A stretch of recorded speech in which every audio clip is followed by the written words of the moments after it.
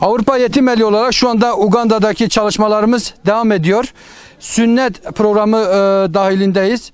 Şu anda niye Uganda'da sünnet programını yapıyoruz? Çünkü çok önemlidir. Uganda yaklaşık 40 milyon nüfusu olan bir ülke ve bu 40 milyon nüfuslu insanı yaşadığı bu bölgenin 18 milyonu da çocuktur.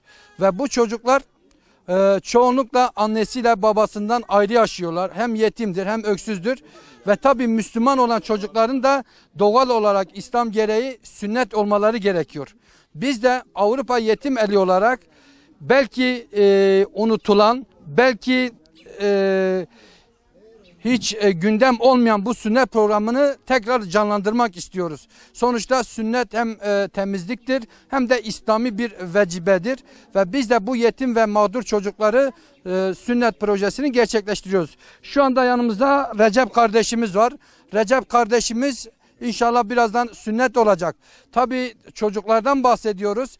İmkansızlıklardan dolayı çocuk yaşını almış büyüklerimiz de var.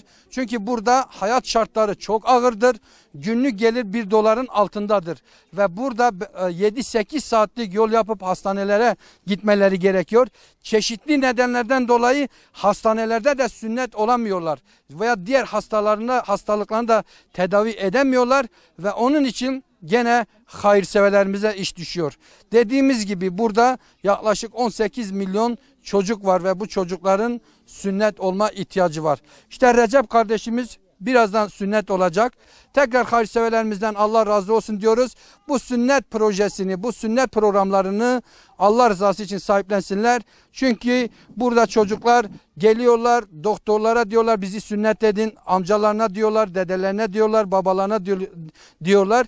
Çünkü onlar da biliyor ki İslami gereği sünnet olmaları gerekiyor ki hastalıklardan da korunuyorlar. Ve bu çocukların imkansızlıkları, gerçekten imkansızlıkları var ve hayırseverlerimiz el atsınlar.